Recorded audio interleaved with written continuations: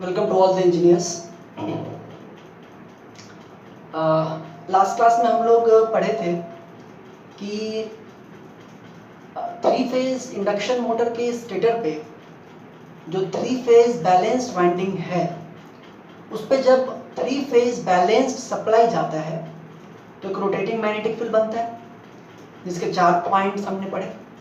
वो rotating magnetic field जब rotor के कंडक्टर से पास करेगा तो उसमें एक ईएमएफ इंड्यूस करेगा और उस ईएमएफ इंड्यूस का नेचर कैसा है, साइनोसॉइडल, लेकिन उसकी आरएमएस वैल्यू कितनी है, √2 पाई f5n या 4.44 f5n। यहाँ पर n क्या है, नंबर ऑफ टर्न्स पर फेज या जो भी है, फाई क्या है, फ्लक्स पर पोल, और f तो आपको पता ही है, फ्रीक्वेंसी। तो देखिए मतलब कि ये जो कॉइल है रोटर का, इसमें ईएमएफ इंड्यूस होगा जिसकी आरएमएस वैल्यू होगी √2 पाई f5n। अब देखिए एक्चुअली क्या होता है कि जो मोटर्स होते हैं उनमें एक्चुअली 2 प्रॉब्लम है। एक प्रॉब्लम तो ये है कि जो यहाँ स्लॉट बना हुआ है, मान लीजिए आपको नंबर ऑफ टर्न्स की जो रिक्वायरमेंट है, मान लीजिए आपको 100 टर्न डालना है, 100 टर्न्स, तो 100 टर्न्स डालने के लिए है ना, आप यहाँ पे एक स्लॉट बनाए, यहाँ पर एक स्लॉट बनाए और 100 टर्न्स इसी में डालना है। तो ये जो इतना जो आयरन का एरिया है ना, इसको आपने बचा के रखा है, ठीक है, रिलक्टेंस अच्छा रहेगा, लेकिन ऐसा पॉसिबल है कि 100 स्लॉट बनाने के लिए 100 टर्न्स डालने के लिए 100 कंडक्टर इधर, 100 कंडक्टर इधर, स्लॉट आपको काफी डीप बनाना पड़ेगा, है ना। स्लॉट डीप बनाना पड़ेगा, मशीन का साइज बढ़ेगा, ठीक है, और कॉस्ट बढ़ेगा, ठीक है ना। तो एक तो प्रॉब्लम ये है कि जब टर्न्स की संख्या बढ़ जाती है तब एक स्लॉट में ही सारे टर्न्स को एकोमोडेट कर पाना संभव नहीं होता है, एक बात। दूसरा बात, अभी जो हमने पढ़ा कि इन रोटर के कॉइल्स में एक साइनोसॉइडल ईएमएफ इंड्यूस होगा। तो साइनोसॉइडल जो ईएमएफ इंड्यूस होता है उसका कुछ इस तरह से नेचर होता है, मतलब होना चाहिए, है ना, थीटा इलेक्ट्रिकल हमने पढ़ा था, जो भी था, लेकिन एक्चुअली में ऐसा होता नहीं है। एक्चुअली में कैसा होता है,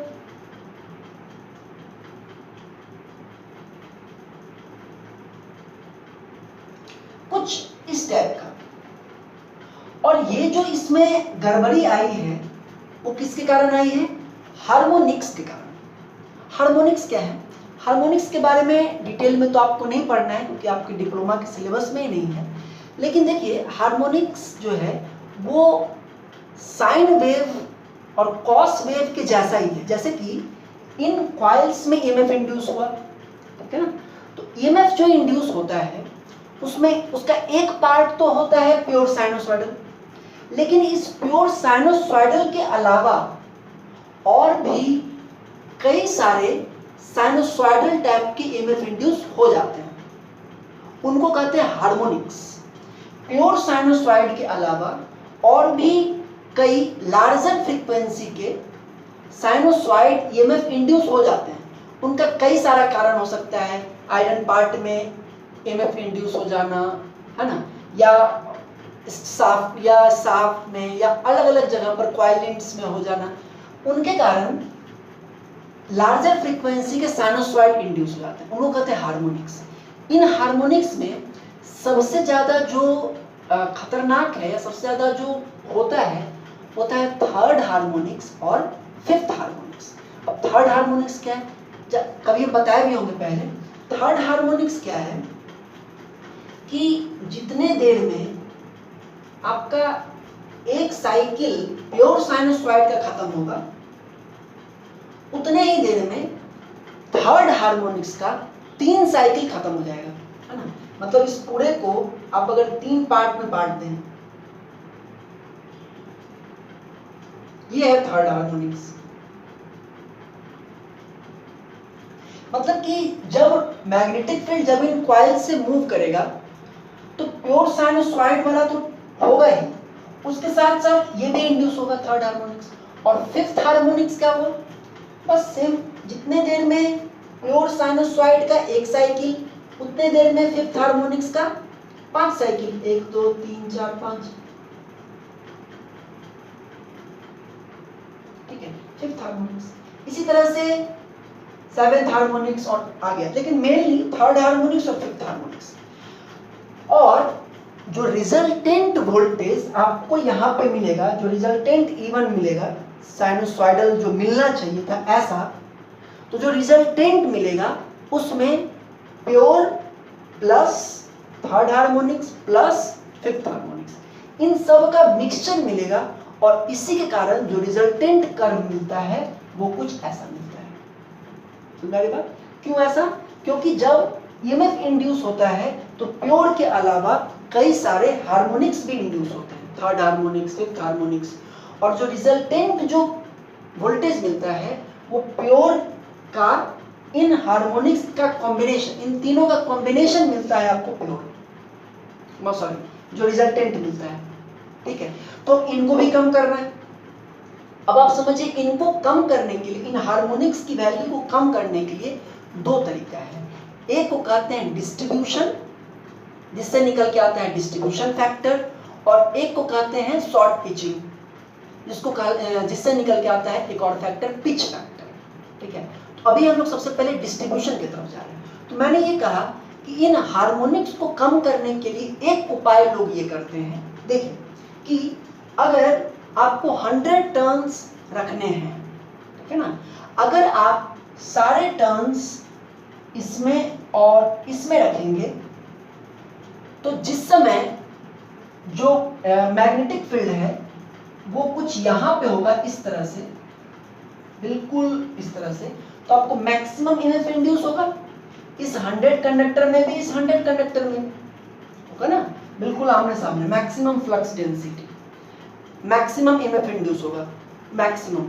लेकिन मैक्सिमम ईएमएफ तो इंड्यूस होगा ही, साथ साथ हार्मोनिक्स का भी मैक्सिमम आएगा, थर्ड हार्मोनिक्स भी मैक्सिमम रहेगा उस समय, फिफ्थ हार्मोनिक्स भी मैक्सिमम रहेगा उस समय। तो रिजल्टेंट जो वैल्यू है वो और ज्यादा डिस्टॉर्टेड हो जाएगी, और ज्यादा इस टाइप का हो जाएगा।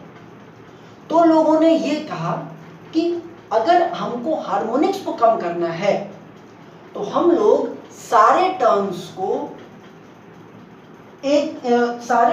को दो ही स्लॉट में नहीं रखेंगे, उसको डिस्ट्रीब्यूट करेंगे। तो डिस्ट्रीब्यूट करने का मतलब ये हुआ कि आपने जैसे यहां पर रखा ना, ठीक है, तो इसके साथ एक और कॉइल बनाया जाए, 2, और इसके यहां पे सपोज 2 डैश, ठीक है। क्या किया गया, 50 देखिए कैसे 50 था, 100 करना था टोटल। अब हमने क्या किया कि 4 स्लॉट में हमने कॉइल को, जो एक कॉइल था उसको 2 कॉइल में कन्वर्ट करके 4 स्लॉट में बांट दिया। 50 टर्न इन दोनों में, ऐसे इसमें इन किए, इससे निकाले, फिर ऐसे ऐसे किए, 50 हो गया। उसके बाद फिर 51 हुआ इसमें, 51, 52, 52, ऐसे करते करते टोटल किए। मतलब अब हमने क्या किया, इसको डिस्ट्रीब्यूट कर दिया, और मतलब ये जो कॉइल 1 है, ये एक अलग कॉइल 1 हो गया, और ये एक अलग कॉइल 2 हो गया, और ये दोनों आपस में किसमें है, सीरीज में, है ना, क्योंकि एक यहां से इन हुआ, यहां से निकला, ऐसे करते करते 50 तो हो गए, ठीक है। उसके बाद फिर इसमें स्टार्ट किए, और इससे ऐसे करके निकालते गए, तो 50 इसके हो गए। तो ये दोनों कॉइल आपस में किसमें हो गए, सीरीज में। उसको हम यहाँ ऐसे भी दिखा सकते हैं, इसमें ये एक कॉइल 1 है, और ये आपका वोल्टेज देखेंगे अभी E2, ये आपका कॉइल 2 है, और जो रिजल्टेंट वोल्टेज होगी वो इन दोनों का कॉम्बिनेशन होगा। कैसे होगा अभी देखेंगे, समझ आ रही बात। तो इसको करने से होगा क्या, इसको करने से ये होगा कि जिस समय मैग्नेटिक फील्ड यहाँ पर है ना, उस समय पहले क्या था, 100 था, ईएमएफ इंड्यूस तो मैक्सिमम था, लेकिन हार्मोनिक्स भी मैक्सिमम था। अब क्या हो गया, 50 टर्न ही है, 50 टर्न ही है। तो पहले के कंपैरिजन में ईएमएफ कम होगा। रिजल्टेंट जो ईएमएफ होगा वो तो इसका और इसका दोनों का रिजल्टेंट होगा, है ना। रिजल्टेंट ईएमएफ होगा इसका, है ना। तो रिजल्टेंट ईएमएफ पहले के कंपैरिजन में घटेगा कि कैसा कांस्टेंट रहेगा? घटेगा, क्योंकि पहले तो 100 में 100 कंडक्टर इधर 100 कंडक्टर इधर, दोनों में मैक्सिमम होता था। अभी क्या है, इसके 50 में और इसके 50 में मैक्सिमम हो रहा होगा, लेकिन इस 50 में और इस 50 में मैक्सिमम से कुछ कम हो रहा होगा। ठीक है, समझ में आ रही बात? तो पहले से वोल्टेज को हमने कुछ घटा दिया, वोल्टेज का हमने सैक्रिफाइस किया, बलिदान किया। किस लिए? क्योंकि अगर वोल्टेज घटेगा तो हार्मोनिक्स का भी मैग्नीट्यूड घटेगा। हार्मोनिक्स ऑलरेडी भी कम मैग्नीट्यूड के होते हैं, अगर और हम इनको घटा दिए तो ये नील ही हो जाएंगे या बहुत कम हो जाएंगे, है ना। ताकि हमारा साइनोसॉइड मिले वो प्योर साइनोसॉइड के जैसा मिले। बात समझ आ रही है? तो ये इसको कहते हैं डिस्ट्रीब्यूशन, डिस्ट्रीब्यूट करना। आप लोग पढ़ते होंगे 3 फेज डिस्ट्रीब्यूटेड वाइंडिंग। तो डिस्ट्रीब्यूटेड वाइंडिंग का मतलब क्या है कि हमने सारे टर्न्स को 2 ही स्लॉट में नहीं रखा है, हमने स्लॉट्स में डिस्ट्रीब्यूट किया है ताकि हार्मोनिक्स कम हो। ठीक है ना। तो ये जो डिस्ट्रीब्यूशन कर रहे हैं इसका सबसे जो एडवांटेज है वो ये है कि हार्मोनिक्स कम होता है, आपको प्योर साइनोसॉइडल टाइप का मिलता है। और दूसरा ये है कि आप इस आयरन को भी यूज कर रहे हैं, है ना, आयरन को भी यूज कर रहे हैं। और जो स्लॉट, जो मैंने आपको पहले कहा कि 2 ही स्लॉट में 100 करना है, तो स्लॉट की भी डेप्थ बढ़ेगी, साइज बढ़ेगा, कॉस्ट बढ़ेगा, उससे भी आपको राहत मिलती है। तो वोल्टेज को जो सैक्रिफाइस किया गया तो कंपेंसेट हो जाता है। तो ये जो चीज है ना डिस्ट्रीब्यूशन, ये प्रैक्टिकली की जाती है, ये हवा की बात नहीं है, ये किया जाता है। ठीक है, डिस्ट्रीब्यूशन करते हैं। ठीक है, अब डिस्ट्रीब्यूशन करेंगे तो वोल्टेज में कुछ डिफरेंस आएगा। अब कितना डिफरेंस आएगा, किस फैक्टर से डिफरेंस आएगा, वो फैक्टर कहलाता है डिस्ट्रीब्यूशन फैक्टर, जिसको हम लोग अभी प्रूव करेंगे, निकालेंगे। ओके, लेकिन अभी देखिए, तो यहां पर 2 कॉइल आ गया सीरीज में। अब इनके बीच का जो एंगल है उसको लेते हैं बीटा इलेक्ट्रिकल एंगल लेते हैं। ठीक है ना, मैकेनिकल भी कुछ एंगल होगा, लेकिन कैलकुलेशन में सारा का सारा इलेक्ट्रिकल एंगल लिया जाता है। ठीक है ना, ताकि पोल से इंडिपेंडेंट रहें चीजें। तो बीटा इलेक्ट्रिकल इनके बीच का एंगल है। मतलब जैसे देखिए, टॉपिक का ही नाम क्या है, voltage across series combination of 2 coils which are displaced by some angle beta, है ना। मतलब अगर 2 कॉइल, टोटल तो एक ही है, दोनों आपस में सीरीज में है ना, लेकिन इनका जो रिजल्टेंट वोल्टेज क्या होगा, ई रिजल्टेंट, ये हम लोगों को निकालना है। ठीक है, एक कॉइल का, जैसे अब देखिए, जैसे समझिए, जो कॉइल 1 है, ठीक है, 50 टर्न्स, तो जब मैग्नेटिक फील्ड यहां पे होगा इस पोजीशन पर, तो उस समय कॉइल 1 का जो ईएमएफ इंड्यूस होगा वो मैक्सिमम होगा। ठीक है, और उसकी आरएमएस वैल्यू क्या होगी,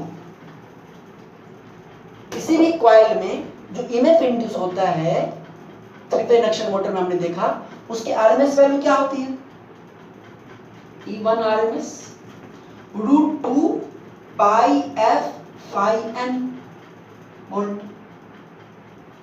इसमें ईएमएफ इंड्यूस, मतलब कॉइल 1 में जो ईएमएफ इंड्यूस होगा वो तो साइनोसॉइडल होगा, लेकिन उसकी मैक्सिमम वैल्यू क्या होगी, आरएमएस वैल्यू क्या होगी, √2 पाई f phi n। सिमिलरली जो कॉइल 2 है, इसका मैक्सिमम कब आएगा, इसका मैक्सिमम कब आएगा, कॉइल 1 का जब मैक्सिमम आया उसके बीटा एंगल बाद। कॉइल 1 पे जब मैक्सिमम है, जब आपका मैग्नेटिक फील्ड इससे बीटा एंगल क्रॉस कर जाएगा तो इसके सामने आएगा, तो इसका मैक्सिमम आएगा, है कि नहीं। तो कॉइल 2 का मैक्सिमम आएगा कॉइल 1 के मैक्सिमम आने के बीटा एंगल बाद, और उसकी मैक्सिमम वैल्यू क्या होगी, आरएमएस वैल्यू क्या होगी, यही होगी, है ना। किसी भी कॉइल में जो मैक्सिमम वैल्यू, जो आरएमएस वैल्यू इंड्यूस होता है वो तो सेम होता है। हाँ, एक साथ नहीं होगा, है ना, एक साथ ऐसा नहीं होगा कॉइल 1 में भी मैक्सिमम होगा, कॉइल 2 में भी मैक्सिमम, ऐसा होगा, ऐसा नहीं होगा।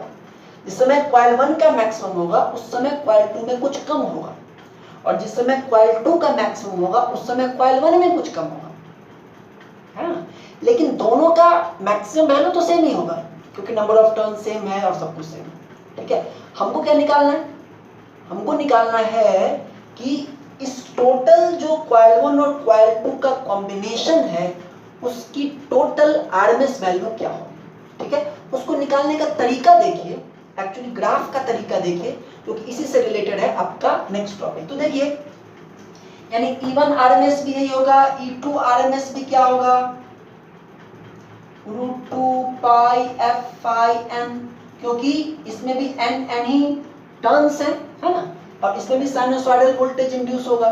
जब यहाँ पर होगा मैग्नेटिक फील्ड तो इसका मैक्सिमम होगा और आरएमएस वैल्यू क्या होगी, यही। अब देखिए इसका कैसे निकालते हैं हम लोग रिजल्टेंट। तो देखिए सिंपल सा एक टेक्निक है, जानते हैं आप लोग एक्चुअली। सपोज कि कॉइल 1 का मैक्सिमम कब आएगा, जब ये मैग्नेटिक फील्ड यहाँ होगा, तो इस एक्सिस को अगर 0 डिग्री समझ लें, 0 डिग्री, तो जब कॉइल 1 का मैक्सिमम होगा तो उस समय उसकी आरएमएस वैल्यू होगी E1 आरएमएस, कितने एंगल पर, 0 डिग्री पर। ठीक है, और कॉइल 2 का मैक्सिमम कब होगा, बीटा एंगल बाद, ऐसा लिख सकते हैं, मैग्नीट्यूड सेम होगा लेकिन बीटा एंगल बाद E2 आरएमएस।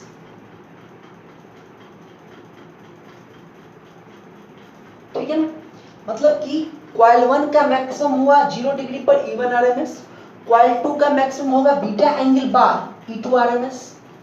ठीक है, तो इन दोनों का रिजल्टेंट कैसे निकलेगा, कुछ भी नहीं है, आप यहां से इसका वेक्टर सम कर सकते हैं। क्या हम ऐसा कर सकते हैं, देखिए जरा, इसका वेक्टर सम करके आप निकाल सकते हैं इस तरह से, है ना, पैरेलल लग रहा है क्या, ठीक है, ये, और इसको डॉट डॉट डॉट डॉट कर, और इधर से इसका भी, तो जो रिजल्टेंट होगा वो कुछ इस तरह से होगा, ई रिजल्टेंट, और ई रिजल्टेंट की वैल्यू क्या होगी, जो वेक्टर एडिशन का आपको पता ही है, E1 RMS square plus E2 RMS square plus 2 E1 RMS E2 RMS cos beta. तो इस तरह से अगर हमने 2 में डिस्ट्रीब्यूट किया है तो उसका रिजल्टेंट ऐसे निकल सकता है। लेकिन हमको ये बताना तो है, लेकिन इसके अलावा एक और चीज बताना है, इसी चीज को क्या हम इस तरह से रिप्रेजेंट कर सकते हैं, E1 RMS, है ना, और जो हमने इसको यहां लिया E2 RMS जो यहां है वही तो यहां है, E2 RMS जो यहां है वही तो है, इसको हम यहां भी तो प्लॉट कर सकते हैं, और ये एंगल क्या है, बीटा इलेक्ट्रिकल। ठीक है, और ये क्या है, ये है E2 RMS। तो रिजल्टेंट क्या होगा, वेक्टर एडिशन आपको पता है, इसके टेल से इसके हेड को मिला दीजिए, तो ये क्या होगा, ई रिजल्टेंट। हम ऐसा फिगर बना सकते हैं ना रिजल्टेंट के लिए, बोलिए, वैल्यू तो मैग्नीट्यूड तो वही होगी लेकिन ग्राफिकली ऐसा बना सकते हैं ना, क्योंकि हमको E1 RMS, अच्छा हो सकता है आपके दिमाग में आ रहा हो कि इन दोनों का हम सम क्यों नहीं किए, सिंपल सम कर सकते थे अगर दोनों एक ही समय पे दोनों का मैक्सिमम आता तो, लेकिन एक ही समय पर तो दोनों का मैक्सिमम आ नहीं रहा है, इसलिए वेक्टर सम करना होगा। इसका मैक्सिमम आया 0 डिग्री पर, इसका मैक्सिमम आया बीटा डिग्री बाद, तो रिजल्टेंट क्या होगा इन दोनों का, इधर। तो ये ऐसा भी बना सकते हैं और यहाँ से रिजल्टेंट निकाल सकते हैं, लेकिन एक्चुअली में 2 कॉइल के लिए तो ये है, बीटा एंगल कुछ भी हो आप कर सकते हैं। ठीक है, लेकिन अगर m नंबर ऑफ कॉइल्स हो, है ना, मतलब कि जरूरी नहीं है कि 2 में ही डिस्ट्रीब्यूट किया जाए, 3 में भी किया जा सकता है, 4 में भी किया जा सकता है, डिपेंडिंग अपॉन कितना टर्न्स यूज करना है। ठीक है, तो 2 के लिए तो ऐसे हो गया, लेकिन 3 के लिए, 4 के लिए, 5 के लिए, तो हमको एक जनरल एक्सप्रेशन लाना होगा ईएमएफ इंड्यूस का, रिजल्टेंट जो ईएमएफ इंड्यूस है उसका एक जनरल एक्सप्रेशन लाना पड़ेगा, ताकि हमको पता रहे अगर 4 कॉइल में इसको डिस्ट्रीब्यूट किया है तो रिजल्टेंट वोल्टेज कितना इंड्यूस होगा? ऑब्वियसली रिजल्टेंट वोल्टेज कम जाएगा, चारों एक में रहे उसके कंपैरिजन में कमेगा, लेकिन क्या होगी वो वैल्यू, वो निकालना है। तो वो टॉपिक आता है आपको डिस्ट्रीब्यूशन फैक्टर में, उसको हमको देखना है। 1 मिनट देखिए, यहाँ पे हम लोग 3 कॉइल को ले रहे हैं। 3 कॉइल मतलब कि एक ही फेज के, मान लीजिए एक ही फेज के हम लोग, एक ही फेज को हम लोगों ने 3 में डिस्ट्रीब्यूट किया। जैसे रोटर में जो हमने कॉइल किया ना, एक कॉइल, जैसे कि मान लीजिए 100 था, मान लीजिए 90 टर्न्स करने थे, है ना, एक स्लॉट में, तो हमको स्लॉट के स्पेस, कम स्पेस में भी उसको भी करना था कि कम स्पेस रहे ताकि साइज कम हो, और उसके साथ साथ हमको हार्मोनिक्स को भी कम करना था। तो उसके लिए हमने क्या किया, डिस्ट्रीब्यूशन किया। और डिस्ट्रीब्यूशन किया है 3 मतलब 6 स्लॉट्स 3 कॉइल के रूप में, है ना। एक ये कॉइल 1 है, इसमें 30 टर्न होंगे, ठीक है। उसके बाद फिर 2 में होगा 30 टर्न, और उसके बाद फिर 3 में होगा 30 टर्न। तो टोटल इस तरह से मैं 90 टर्न की। ओके, अगर 90 टर्न एक ही जगह रहता तो ईएमएफ इंड्यूस, जब यहाँ पे मैग्नेटिक फील्ड आता उस 90 में भी मैक्सिमम, उस 90 में भी मैक्सिमम, तो बहुत ज्यादा होता। अभी क्या होगा, मान लीजिए मैग्नेटिक फील्ड अगर यहाँ पे आए ऐसे, तो इस 30 में तो मैक्सिमम होगा, लेकिन इन दोनों में मैक्सिमम से कुछ कम होगा, इन दोनों में मैक्सिमम से कुछ और कम होगा, और टोटल जो रिजल्टेंट होगा वो कम होगा। अगर एक ही जगह कंसंट्रेटेड रहता, उसके कंपैरिजन में डिस्ट्रीब्यूटेड वाइंडिंग में वोल्टेज कम हो जाता है। लेकिन इसको करने से फायदा क्या है, हार्मोनिक्स का इंप्रूव होना, मशीन का कॉस्ट कुछ कम होगा, ये सब है। तो हमने इसको 3 जगह डिस्ट्रीब्यूट किया है, 3 कॉइल में डिस्ट्रीब्यूट किया है, और ये तीनों ही कॉइल आपस में किसमें है, सीरीज में है, जो आप यहाँ देख सकते हैं, है ना। ये कॉइल 1 है, इसमें जो, अच्छा इसको वोल्टेज के बारे में बात करेंगे भी, कॉइल 2 और कॉइल 3। अब आते हैं वोल्टेज के बारे में। कॉइल 1 की आरएमएस वैल्यू क्या होगी? कॉइल 1 में जो ईएमएफ इंड्यूस होगा वो साइनोसॉइडल होगा, और उसकी आरएमएस वैल्यू क्या होगी, ये होगी √2πf∅n। जिस समय इसमें मैक्सिमम होगा उस समय इसमें तो मैक्सिमम नहीं होगा, लेकिन इसमें मैक्सिमम कब होगा, बीटा एंगल बाद, बीटा एंगल बाद इसमें मैक्सिमम होगा। और इसकी आरएमएस वैल्यू क्या होगी, सेम। हर एक कॉइल की आरएमएस वैल्यू तो वही होती है ना, √2πf∅n, √2πf∅n, ये किसका, ये थर्ड का भी वही होगा। और किसी भी इंस्टेंट पे, किसी भी टाइम इंस्टेंट पे इन तीनों का रिजल्टेंट कैसे निकलेगा, उसके लिए आपको इसको यूज करना पड़ेगा। ये मैंने इसको बनाने से पहले इसीलिए पिछला वाला बनाया जो यहाँ बनाए थे, है ना। E1 था और उसके बाद E2 उससे बीटा एंगल पे लगे। ऐसा क्यों है, क्योंकि देखिए E1 का मैक्सिमम जब आएगा उसके बीटा एंगल बाद E2 का आएगा, तो हमने E2 को बीटा एंगल बाद ऐसे दिखा दिया, और उससे बीटा एंगल बाद 3 का आएगा, उससे बीटा एंगल बाद 3 को दिखा दिया, और 1 और यहाँ से 3 को मिला देंगे, वही रिजल्टेंट होगा। जैसे भी पिछले ने किए थे, ये था और यहाँ से इसको मिला दिए, दैट इज द रिजल्टेंट, है ना। तो एक्चुअली में हमारा पर्पस इसको पढ़ने का ये था कि रिजल्टेंट की वैल्यू निकालें, कि रिजल्टेंट वोल्टेज कितना आ रहा है, कितना इसमें इंड्यूस हो रहा है। इस तरह के कंडीशन में जब डिस्ट्रीब्यूशन करते हैं तो हमको ई रिजल्टेंट निकालना है, ठीक है। तो उसके लिए थोड़ा सा एक डिराइवेशन है, थोड़ा सा लेंथी है, लेकिन इसमें करना कुछ नहीं है, थोड़ा सा मैथमेटिक्स है। जो जिसके आप मास्टर हैं मैथमेटिक्स में, हम लोग का हाथ कौन पकड़ेगा भाई, बताओ, है कि नहीं। तो थोड़ा सा इसमें एक काम करते हैं, एक इन पॉइंट्स को, इसको हम नाम देते हैं ए, समझिए, क्योंकि इसका उतना डिराइवेशन का जो तरीका है वो उतना कहीं आपको मिलेगा नहीं है किसी बुक में, सीधे फार्मूला लिख दिया है और कुछ थोड़ा बहुत किया है, तो उसको समझिए, कहीं पूछ सकता है आपको। तो ये ABCD जो पॉइंट्स हैं, अच्छा, E1, E2, E3 इन तीनों का मैग्नीट्यूड तो सेम है।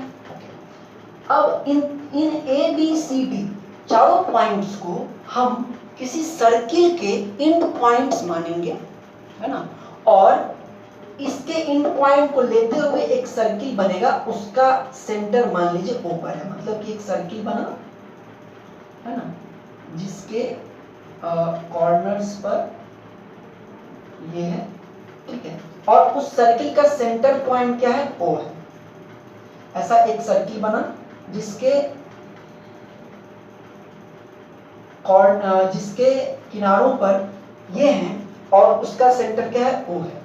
तो यहां से इसकी दूरी क्या होगी, इसको हम नाम दे रहे हैं R, रेडियस होगा, है ना। सिमिलरली जो ये होगा ये भी क्या होगा, R,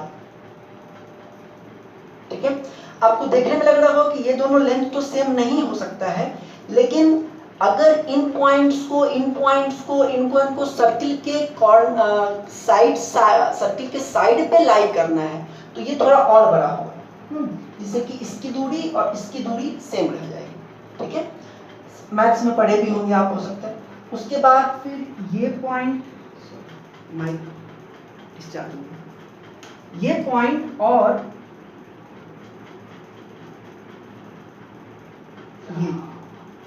ये भी होगा R। सिमिलरली ये और ये भी क्या होगा, R,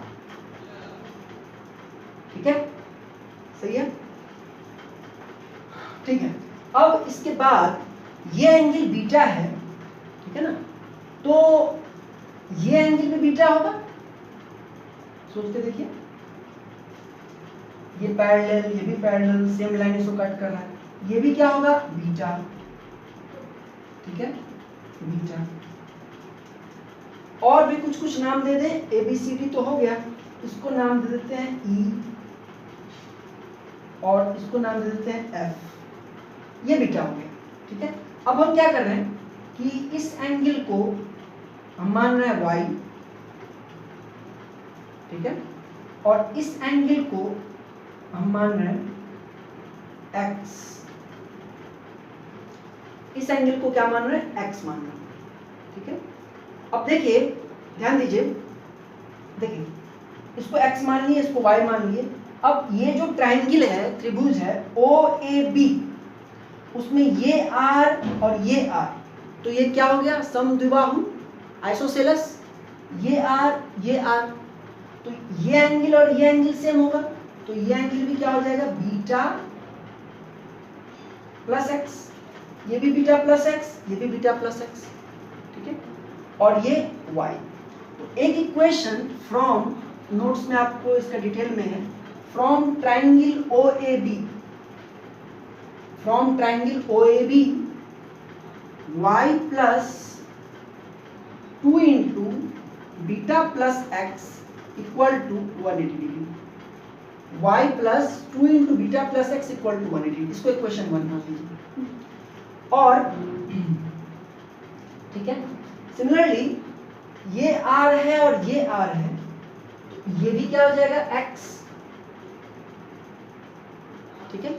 और देखिए ये एंगल क्या होगा, आप देखिए ट्रायंगल OAB और ट्रायंगल OCB, ये दोनों एक जैसा है, कंग्रुएंट जिसको कहते हैं, OAB और OCB, कैसे, ये साइड कॉमन, ये साइड सेम और ये साइड भी सेम, S से कॉमन है, तो ये भी क्या हो जाएगा, y। सिमिलरली ये भी क्या हो जाएगा, y। तो from triangle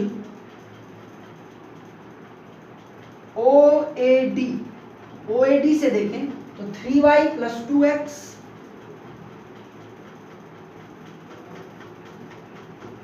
equal to 180 degree,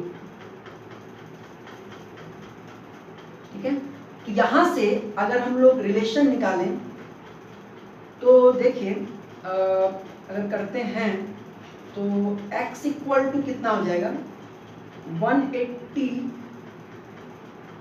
minus 3y by 2, और इसको अगर इसमें पुट करें, पुटिंग इन इक्वेशन 1, तो हो जाएगा y plus 2 into beta plus 180 minus 3y by 2 equal to 180, ठीक है। तो y plus 2 beta plus 180 180 minus 3y equal to 180, 180 cut जाएगा, है ना। तो 2 beta equal to y minus 3y, तो माइनस 2y इधर जाएगा तो 2y। तो यहां से क्या आ रहा है, y equal to beta, y equal to beta, है ना। मतलब ये एंगल, ये एंगल, ये एंगल, ये सब किसके बराबर हो गया, बीटा के बराबर। ठीक है, अब इसमें और आगे बढ़ते हैं, थोड़ा सा और। अब देखिए इसमें दो चीज और किया गया। एक, इस ओरिजिन से एक परपेंडिकुलर डाला गया ए बी पे, ठीक है, और किस पॉइंट पे, जी पे। ओ से एक परपेंडिकुलर डाला गया जी पर, E1 पर, और ओ से एक परपेंडिकुलर डाला गया ई रिजल्टेंट पर, यानी एडी पर, OH। अब क्या होगा कि चूंकि ये आइसोसेलेस ट्राइंगल है, R है, और ये परपेंडिकुलर है 90 डिग्री 90 डिग्री, ये और ये एंगल सेम, तो जो ये जो परपेंडिकुलर है ये एंगल बाइसेक्टर हो जाएगा। तो ये एंगल हो जाएगा b/2, ये एंगल हो जाएगा b/2। सिमिलरली यहां भी ये एंगल हो जाएगा b/2, ठीक है, और ये साइड सेम हो जाएगा, है ना। AG और GB सेम हो जाएगा, सिमिलरली AH और HD सेम हो जाएगा, ठीक है। अब देखिए, अब क्या करते हैं, इन ट्राइंगल OAG में अगर हम sin β/2 करें, sin β/2 मतलब परपेंडिकुलर बाय हाइपोटेनस, तो परपेंडिकुलर क्या है, ये है, E1 का आधा है, E1/2, तो sin β/2 इक्वल टू E1/2, और बाय हाइपोटेनस मतलब R, E1/2 बाय R। तो यहां से E1 या E क्वाइल, प्रत्येक क्वाइल में जो वोल्टेज है वो है E1 या E2, E3, तीनों तो सेम ही है। तो E1 equal to E coil equal to क्या हो जाएगा, 2R sin β/2। समझ में आ गई। सिमिलरली अगर आप ट्राइंगल OAH में देखिए, OAH में, तो यहां पे OAH, अब एंगल AOH कितना होगा, एंगल AOH β/2 β/2 β/2 3 β/2। तो अगर हम sin 3 β/2 करें, sin 3 β/2, तो परपेंडिकुलर मतलब ई रिजल्टेंट बाय 2 बाय हाइपोटेनस मतलब R। तो ई रिजल्टेंट क्या हो जाएगा, 2R sin 3 β/2। तो हमको करना क्या था, हमको रिजल्टेंट की वैल्यू निकालनी है ना। प्रत्येक क्वाइल की वैल्यू तो हमको पता है √2 पाई f/n, लेकिन रिजल्टेंट की वैल्यू क्या होगी। तो यहां पे रिजल्टेंट का एक्सप्रेशन निकल गया और प्रत्येक क्वाइल का भी निकल गया, तो दोनों को डिवाइड कर लें 4/3, है ना। तो ई रिजल्टेंट बाय ई क्वाइल करेंगे तो 2R कट जाएगा, यहां जाएगा sin 3 β/2 बाय sin β/2, ठीक। अब हो गया। अब जो है इसको, ठीक है, तो अब देखिए, तो ये तो एक क्वाइल का है ना, हमको ये भी देखना है कि कितना घटा, है ना। अगर तीनों क्वाइल जो यहाँ पे अलग अलग 3 बीटा एंगल पर हैं, अगर तीनों एक ही जगह होते, कंसंट्रेटेड होते, तो ज्यादा एमएफ इंड्यूस होता, एक में जितना अभी हो रहा है उसका 3 टाइम्स होता, है कि नहीं। एक में मैक्सिमम हो रहा है 30 वोल्ट, दूसरे में मैक्सिमम 30 वोल्ट होगा लेकिन कुछ देर बाद, तीसरे में 30 वोल्ट मैक्सिमम होगा लेकिन कुछ देर बाद। लेकिन अगर तीनों एक ही जगह रहता तो सब में एक साथ, 90 में एक साथ मैक्सिमम होता। तो हमको ये भी देखना है कि कंसंट्रेटेड के कंपैरिजन में जो डिस्ट्रीब्यूटेड में जो रिजल्टेंट है वो कितना कम हुआ, किस फैक्टर से कम हुआ, जिसको डिस्ट्रीब्यूशन फैक्टर कहते हैं, है ना, कितना कम हुआ। तो उसके लिए हम यहाँ पर क्या करेंगे, दोनों साइड, क्योंकि 3 क्वाइल है यहाँ पे, है ना, तो दोनों साइड 3 से मल्टीप्लाई करेंगे। अगर एक ही जगह पर होता तो क्या होता, 3 इंटू हो जाता ना, सीधे सीधे। तीनों अगर एक ही जगह पर होता तो तीनों का सम हो जाता, सीधे सम हो जाता 3 टाइम्स। तो दोनों में अगर हम 1/3 से मल्टीप्लाई करें, मल्टीप्लाइंग बाय 1/3,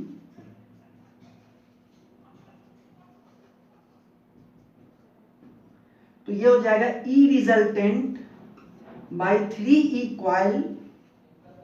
ये वोल्टेज है, अगर कंसंट्रेटेड रहता तो equal to sine 3 beta by 2।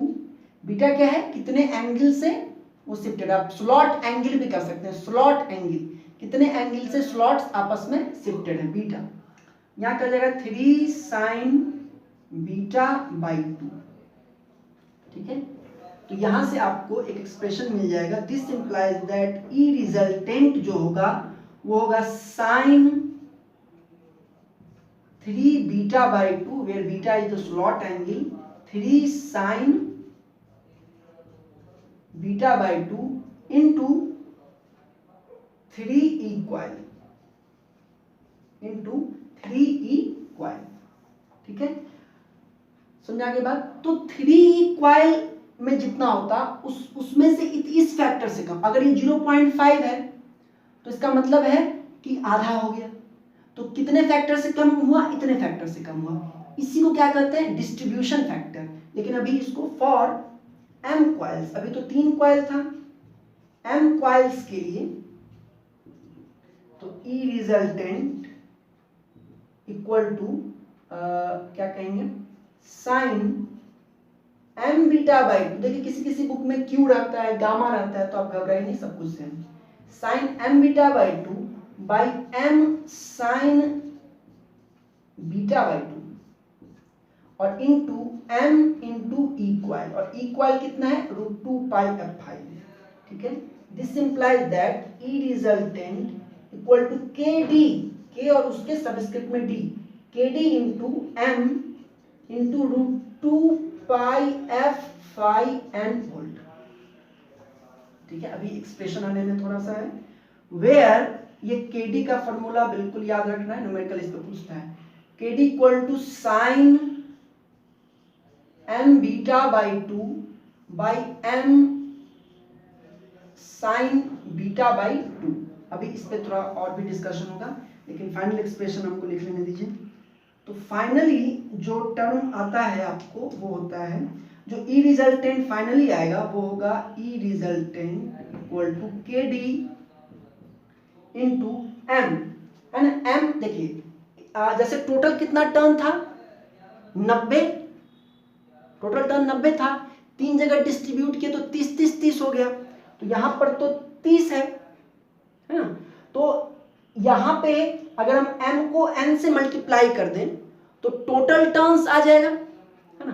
तो जनरली जो फॉर्मूला है उसमें क्या करते हैं, √2 pi f5 n phase volt, where n phase equal to total series turns, total series turns पर फेज, ठीक है। टोटल कितने टर्न्स हैं, है ना। तो m से बाहर मल्टीप्लाई करें चाहे अंदर करें, बात तो सेम ही है ना। एक में 30 था, अब इंटू 3 कर दिए या टर्न्स को इंटू 3 कर दिए, कोई दिक्कत नहीं। तो ये फॉर्मूला है आपका, जो अगर हम डिस्ट्रीब्यूशन फैक्टर को इंक्लूड करते हैं तो दिस इज द फॉर्मूला, ठीक है। kd, और kd क्या है, sine m beta by 2 by m sine beta by 2, जहां पर कि बीटा क्या है, स्लॉट एंगल, और m क्या है, नंबर ऑफ कॉइल जिसमें कि आपने डिस्ट्रीब्यूट किया है। अब इसमें मेरा एक बात समझिए, सुनिए बात ध्यान से, देखिए क्या है कि जनरली जो बुक्स हैं या जहां भी आपको न्यूमेरिकल आएगा वहां पर आपको m नहीं देगा, वहां पर एक दूसरा टर्म देगा। क्या देगा उसको समझिए न्यूमेरिकल से। वैसे तो न्यूमेरिकल अगले क्लास में इसका 1-2 करेंगे, इस पे ज्यादा न्यूमेरिकल करना है सिंक्रोनस मशीन में, है ना, इसलिए 1-2 ही करेंगे अभी इधर। लेकिन देखिए सपोज कि आपको 36 स्लॉट है, ठीक है, 2 पोल है और 3 फेज मशीन है या रोटर है। रोटर पे भी हमने 3 फेज वाइंड, अभी आप देखिएगा रोटर में भी 3 फेज वाइंडिंग करते हैं इंडक्शन मोटर में। रोटर पे 3 फेज वाइंडिंग है, 36 स्लॉट है और 2 पोल है, ठीक है। अब ध्यान से समझिए, 36 स्लॉट, सभी स्लॉट को यूज करना है, 36 स्लॉट है तो प्रत्येक फेज को कितना स्लॉट मिलेगा, 3 फेज है प्रत्येक स्लॉट को कितना फेज मिलेगा? 12। प्रत्येक फेज को कितना स्लॉट मिलेगा? 12। 12 या 36। ठीक है, अब जरा हम बनाते हैं इसको, इसका काम तो हो गया। देखिए ये है आपका रोटर, इसमें हमने एक आर फेज, यहाँ आर फेज लेते हैं। आर फेज को मिला है 12 स्लॉट। ठीक है, आर फेज को कितना मिला? 12 स्लॉट। और टू पोल है, मतलब एक पार्ट यहाँ रहेगा आर का, तो दूसरा पार्ट यहाँ रहेगा। 4 पोल वाले में क्या होता है? एक यहाँ रहता है, एक यहाँ रहता है, एक यहाँ रहता है, एक यहाँ रहता है। ठीक है, लेकिन अभी 2 पोल है, एक यहाँ रहेगा, एक यहाँ रहेगा।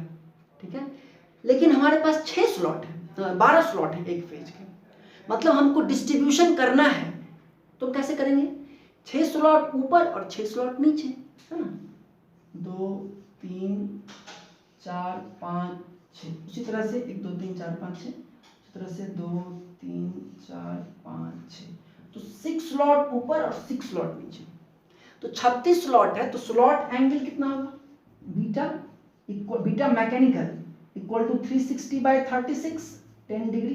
तो हम लोग को निकालना है, फार्मूला के लिए क्या निकालना है? बीटा इलेक्ट्रिकल निकालना है। तो पोल देख करके theta electrical to p/2 theta mechanical करके निकालेंगे। ठीक है, beta electrical p/2 beta mechanical. ठीक है, अब 36 स्लॉट हो गए, मतलब 6 इसमें 6 इसमें। अब यहाँ पे m की संख्या कितनी है? टोटल आर फेज को हमने कितने क्वाइल्स में बांट दिया? 6 क्वाइल में, है ना? इसमें से इन होगा, इसमें से निकलेगा, फिर हमने 6 क्वाइल्स में बांट दिया। यहां पर m की वैल्यू क्या हो गई? 6। ठीक है, तो या तो आप इसको ऐसे करके निकालिए सोच के कि 36 स्लॉट है, 2 पोल है, 3 फेज मशीन है, तो 36 है, तो प्रत्येक फेज को कितना मिलेगा? 12 12 मिलेगा, है ना? 2 पोल बनाना है तो आर यहाँ रहेगा और दूसरा आर यहाँ रहेगा। ठीक है, तो 6 ऊपर होगा, 6 नीचे होगा।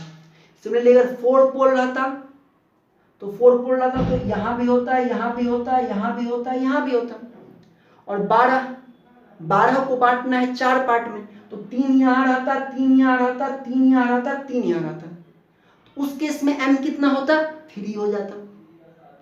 तो या तो आप ऐसे सोचिए, या जनरल इसका जो टेक्निक है वो है निकालने का SPP। SPP मतलब स्लॉट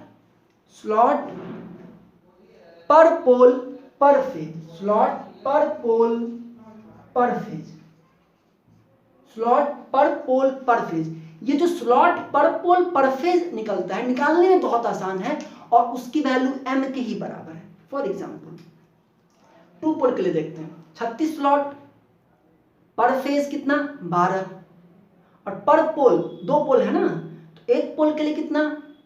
6, 12/2 6। बात समझ में आई? 36 स्लॉट पर पोल पर फेज, तो 36, तो पर फेज कितना होगा? 12, तो पर पोल कितना होगा? 6, तो m इक्वल टू कितना हो जाएगा? 6। अगर हम 4 पोल के लिए देखें तो 36 पर फेज कितना होगा? 12, और पर पोल कितना होगा? 4 पोल है, तो पर पोल कितना होगा? 3, जो कि हमने 3 अभी कहा भी ना आपको। तो m जो है, this m is actually number of coils, but it can be taken as SPP, slot per pole per phase। ठीक है, स्लॉट पर पोल पर फेज भी, और भी नहीं, इसी से निकालेंगे, यही तरीका है, और इसी से निकालना है। ठीक है, तो केडी निकालने के लिए आप एसपीपी निकालेंगे, बीटा इलेक्ट्रिकल निकालेंगे। बीटा इलेक्ट्रिकल कैसे निकलेगा? Total 360 degree by number of slots से बीटा मैकेनिकल निकलेगा, फिर पोल से क्या निकलेगा? Beta electrical. ठीक है, और फिर बीटा इलेक्ट्रिकल निकालने के बाद फिर तो सारा कुछ आपको पता है। तो ये हो गया, ठीक है ना? तो अच्छा, इसमें एक और चीज हम आप यहाँ पर ऐड करेंगे कि ये जो फॉर्मूला है केडी का, है ना, ये केडी का फॉर्मूला है, ये फॉर्मूला ये मान करके है कि कोई हार्मोनिक्स नहीं है, ठीक है ना, कोई हार्मोनिक्स नहीं है। ठीक है, तो ये हार्मोनिक्स नहीं भी हो, फिर भी अगर आप डिस्ट्रीब्यूशन करते हैं स्लॉट्स कोई प्रॉब्लम को लेकर के, तो भी वोल्टेज कुछ घटेगी घटेगी। अगर हार्मोनिक्स है तो वोल्टेज और घटेगी। अगर थर्ड हार्मोनिक्स के लिए आपसे पूछे कि थर्ड हार्मोनिक्स के लिए डिस्ट्रीब्यूशन फैक्टर क्या होगा, है ना, तो थर्ड हार्मोनिक्स के लिए जो या एन हार्मोनिक्स के लिए, थर्ड हार्मोनिक्स के लिए पूछे तो यहां पर आपको 3 लगा देना है। वैसे पूछेगा नहीं, बहुत ये थोड़ा और ऊपर की बात होगी, लेकिन अगर पूछता है तो यहाँ 3 लगाइएगा और यहाँ 3 लगाइएगा, ठीक है। अगर फिफ्थ हार्मोनिक्स के लिए पूछता है तो यहाँ 5 लगाना है और यहाँ 5 लगाना है, ठीक है, और उसका बना के देना है। बाकी सब कुछ सेम रहेगा, बाकी कहीं पे कोई ये नहीं है। तो एक न्यूमेरिकल आपको होमवर्क देना है। तो देखिए यहाँ पर हम लिख दिए हैं KD for nth harmonics. nth harmonics के लिए डिस्ट्रीब्यूशन फैक्टर क्या होगा, sine m n beta by 2 by m sine n beta by 2। लेकिन ये आपको तभी यूज करना है जब आपको किसी हार्मोनिक्स के लिए पूछे, ठीक है, नहीं तो generally m beta by 2 by m sine beta by 2 use करते हैं। क्वेश्चन ये है कि आपको फंडामेंटल का मतलब बिना किसी हार्मोनिक्स वाला, थर्ड का और फिफ्थ का हार्मोनिक्स डिस्ट्रीब्यूशन फैक्टर निकालना है, KD निकालना है एक मशीन के लिए, एक रोटर के लिए या जो भी कहिए, जिसमें कि 54 स्लॉट हैं, 3 फेज हैं और 6 पोल हैं, ठीक है। m कैसे निकलेगा, स्लॉट पर पोल पर फेज से, और बीटा कैसे निकलेगा, बीटा मैकेनिकल निकालिए 360 बाई जो भी स्लॉट्स हैं, फिर बीटा इलेक्ट्रिकल निकालिए, वहां से निकालिए, ठीक है। तो इसके साथ आपका आज यहीं पे एंड करते हैं। तो इनको बनाइए, मेहनत कीजिए, और जैसे जैसे आपके पास पैसा होते जाए वैसे वैसे फीस भी पे करते जाइए, कुछ लोग कर भी रहे हैं, ठीक है। इनको बनाइए और अगले क्लास में हम लोग पिच फैक्टर करके फिर इंडक्शन मोटर के वर्किंग के ऊपर आ जाएंगे, ठीक है। Thank you.